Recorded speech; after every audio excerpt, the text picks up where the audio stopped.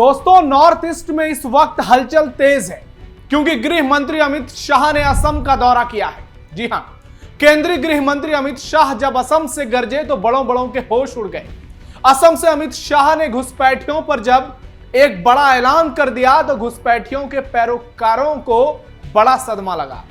और शाह ने सिर्फ घुसपैठियों को ही चेतावनी नहीं दी, बल्कि उनके लिए काल बन चुके असम के सीएम हिमंता बिस्वा शर्मा की जमकर तारीफ की और यह ऐलान कर दिया कि 2026 के विधानसभा चुनाव में भी हिमंता ही असम में बीजेपी की अगुवाई करेंगे। असम में हिमंता बीजेपी का नेतृत्व करेंगे, यानी फिर से सीएम बनेंगे। शाह ने असम से राहुल और कांग्रेस को भी गजब लपेटा, जबकि गौरव गोगोई पर कुछ ऐसा बोल गए जो सोशल मीडिया पर तेजी से वायरल हो रहा है, जिसकी चर्चा पाकिस्तान तक हो रही है। दोस्तों, पश्चिम बंगाल और असम देश के दो ऐसे राज्य हैं जहां घुसपैठिए सबसे बड़े मुद्दे हैं, लेकिन एक और ममता है तो दूसरी ओर हिमंता, और दोनों की सियासत में जमीन आसमान का फर्क है। एक घुसपैठियों पर मरने तक के लिए तैयार है तो दूसरा घुसपैठियों को मारने के लिए। और दोनों ही राज्यों में 2026 में विधानसभा चुनाव होने वाले हैं। ऐसे में बीजेपी के लिए इन दो राज्यों का महत्व कितना है, इसका अंदाजा आप खुद लगा सकते हैं। और अमित शाह का दौरा कितनों के लिए काल बन गया होगा, यह आप समझ गए होंगे। नमस्कार, कैपिटल टीवी के स्पेशल शो टर्निंग पॉइंट में आपका स्वागत है। मैं हूं नवेंदु शेखर झा। आज के टर्निंग पॉइंट में आपको बताएंगे, दिखाएंगे और समझाएंगे कैसे केंद्रीय गृह मंत्री अमित शाह के एक दौरे ने असम से लेकर दिल्ली तक हड़कंप मचा दिया है। कट्टरपंथी और घुसपैठिए उनके कलेजे कांप रहे हैं और राहुल गांधी की कांग्रेस छटपटा रही है। वीडियो शानदार होगी, लास्ट तक जुड़े रहिएगा। असम से अमित शाह की हुंकार, घुसपैठियों पर होगा तगड़ा पलटवार, खुले मन से सीएम हिमंता की जमकर तारीफ, कांग्रेस से लेकर पाकिस्तान परेशान। दोस्तों, सबसे पहले आपको अमित शाह का वो बयान सुनाते हैं जिसमें उन्होंने सीएम हिमंता की खुलकर तारीफ की और बताया कि बीजेपी सरकार ने कैसे एक एक इंच जमीन को घुसपैठियों से मुक्त कराया है और यह अभियान चलता रहेगा। एक गोगाई विरोध कर रहे हैं। मैं आज इस मंच से कहना चाहता हूं, गौरव जी, जितना विरोध करना है करिए। ये भाजपा सरकार है, एक एक इंच जमीन को इस पर अधिकार हमारे युवाओं का है। 1,19,548 एकड़ भूमि भारतीय जनता पार्टी की हेमंत बिस्वा शर्मा ने खाली कराई है। और सबसे बड़ी बात है, शंकर देव और माधव देव के सत्र की भूमि भी एक कांग्रेस के शासन में घुसपैठियों ने कब्जाई थी, इसको भी खाली कराकर शंकर देव और माधव देव का सम्मान रिस्टोर कराने का काम किया है। एक और अमित शाह ने जहां सीएम हिमंता की जमकर तारीफ की तो दूसरी ओर यह भी बता दिया कि असम का नेतृत्व पाकिस्तान जाने वाला कोई व्यक्ति नहीं, बल्कि एक दमदार चेहरा जो हिमंत बिस्वा शर्मा का है वही करेगा, यानी अगली बार हिमंता सरकार। असम का नेतृत्व घुसपैठियों को संरक्षण देने वाला नेता नहीं कर सकता। असम का नेतृत्व बार बार पाकिस्तान जाने वाला नेता नहीं कर सकता। असम का नेतृत्व घुसपैठियों को एंक्रोचमेंट कराने वाले लोगों को नहीं दिया जा सकता। असम का नेतृत्व भ्रष्टाचारियों को नहीं दिया जा सकता। असम का नेतृत्व नरेंद्र मोदी और यहां पर हेमंत बिस्वा शर्मा के नेतृत्व में चलेगा। यानी एक और योगी तो दूसरी ओर हिमंता, एक उत्तर भारत में और एक पूर्वोत्तर में। बीजेपी ने मन बना लिया है कि इन दो चेहरों को हर हाल में आगे बढ़ाना है और उसकी वजह दोनों नेताओं की कार्यशैली, उनका एक्शन और अपराध के प्रति जीरो टॉलरेंस की नीति, हिंदुत्व के प्रति उनकी सोच। आज जब देश की संप्रभुता की बात आती है तो हिमंता सबसे आगे खड़े होते हैं और डंके की चोट पर भारत के दुश्मनों को खुलेआम ललकारते हैं, चाहे वो कोई घुसपैठिया हो, कोई बांग्लादेशी, कोई चीनी, कोई पाकिस्तानी या फिर कोई कट्टरपंथी।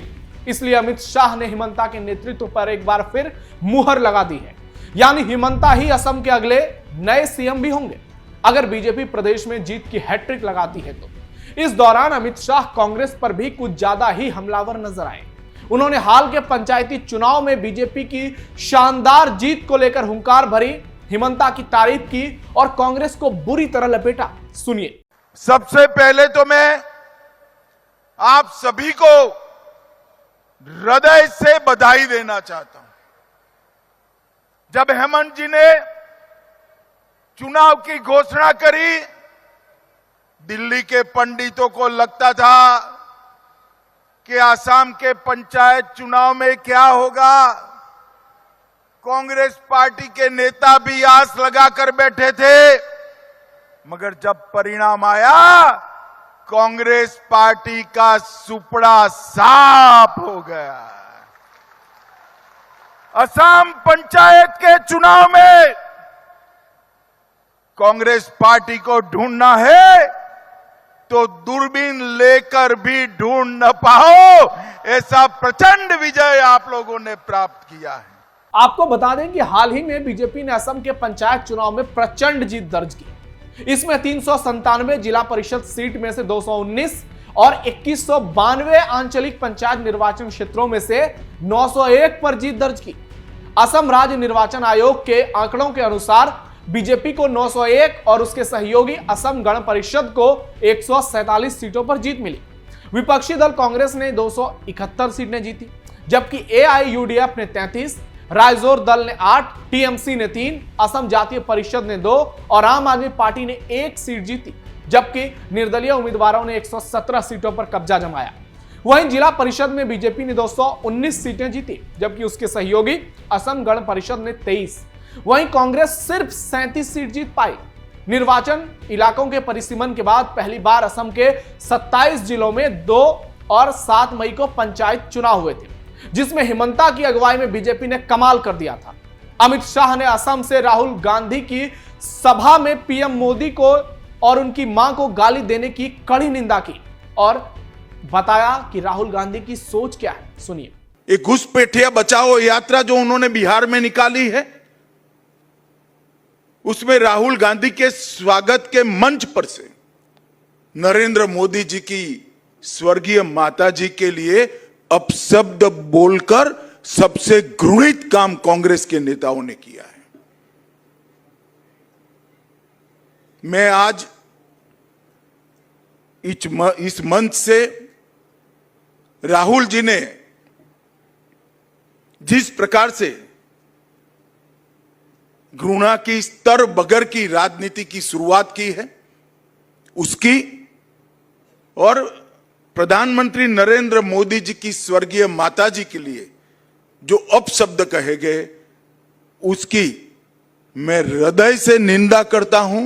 मोदी जी जब से मुख्यमंत्री बने तब से सोनिया जी, राहुल जी, मणिशंकर अय्यर, दिग्विजय सिंह, जयराम रमेश, रेणुका चौधरी, हर कांग्रेस नेता ने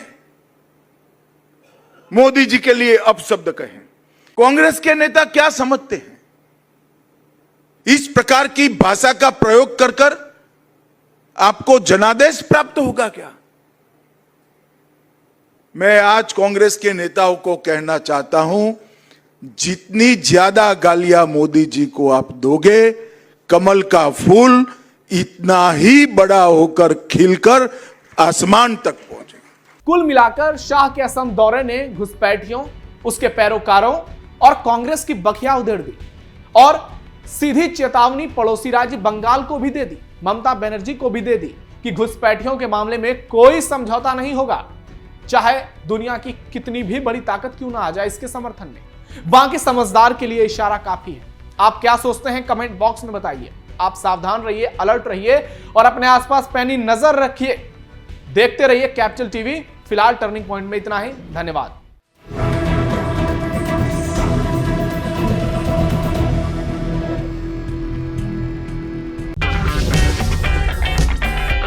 अगर आपको हमारा वीडियो पसंद आया हो तो इसे लाइक करें, हमारे चैनल को सब्सक्राइब करें और हाँ, बेल आइकन दबाना ना भूलें ताकि आप तक हमारे वीडियो की नोटिफिकेशन पहुंचती रहे।